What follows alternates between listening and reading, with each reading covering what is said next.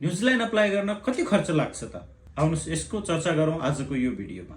यसभन्दा अगाडिको भिडियोमा हामीले किन न्युजिल्यान्डको ओभरअल प्रोसेसिङ र फाइनेन्शियल गाइडेन्सको विषयमा कुरा गरिसकेका छौँ। यहाँहरूले चेक गर्नु होला। न्युजिल्यान्डमा खास गरी दुईवटा स्टेपमा यहाँहरूको खर्च हुने गर्छ।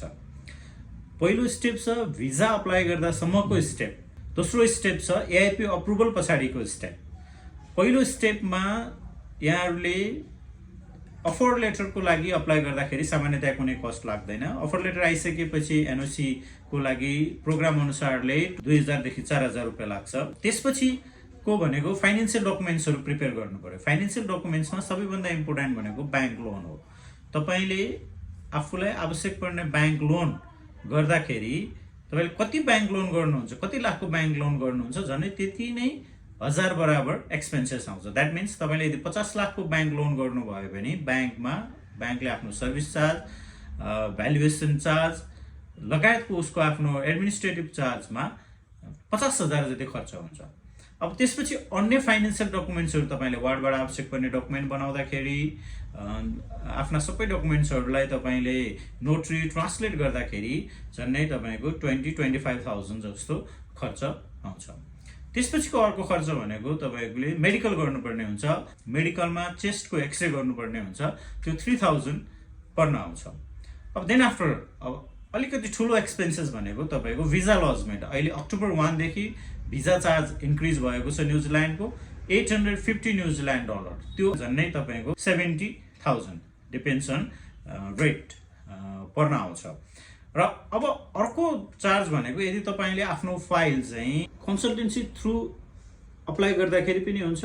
यदि तपाईले licence immigration adviser through apply गराउने हो भने लाइसेन्स इमिग्रेसन एडभाइजरको एडिसनल चार्ज लाग्छ। That depends on licence immigration adviser. त्यो 25,000 देखि लिएर 50,000 सम्म पर्न आउन सक्छ। यो चाहिँ एउटा के भने एडिसनल खर्च if you wish to apply through LIA, otherwise not necessary. अनि यसरी तपाईले हिसाब गर्दै जाँदाखेरि झन्नै तपाईलाई 2000 एनओसी, 3000 मेडिकल, नियरली तपाईको 50,000 ब्याङ्क लोनको चार्ज, त्यसपछि गएर डकुमेन्टेसनमा अप टु 25,000, भिजा चार्ज 70,000 गर्दाखेरि कम्तीमा पनि तपाईको 1,50,000 खर्च हुन्छ भने त्यो बढीमा 2 लाखसम्म हुन सक्छ। यो इनिशियल फेजको खर्च भयो। अब भिजा आउने कन्फर्म भइसकेपछि द्याट इज एआइपी अप्रुभल आइसकेपछि तपाईले कलेजको फी तिर्नु पर्यो। 1 वर्षको फी मिनिमम तिर्नुपर्ने हुन्छ। त्यो गर्दाखेरि मिनिमम पनि तपाईको 15 लाख देखि लिएर प्रोग्राम अनुसारले युनिभर्सिटी अनुसारले तपाईको 25 लाखसम्म हुन सक्छ। त्यसपछि अर्को खर्च भनेको तपाईको शपिङ गर्नु पर्यो। शपिङलाई राखिदिनुस् 50,000। अब एयर टिकट राखिदिनुस् 1 लाख देखि 1,20,25,000।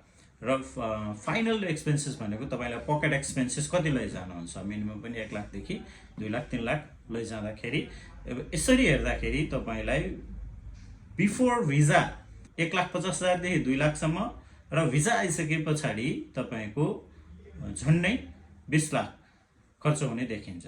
न्युजिल्यान्ड अप्लाई गर्नु छ भने स्टडी डेस्टिनेसन सेन्टरमा भिजिट गर्नु होला।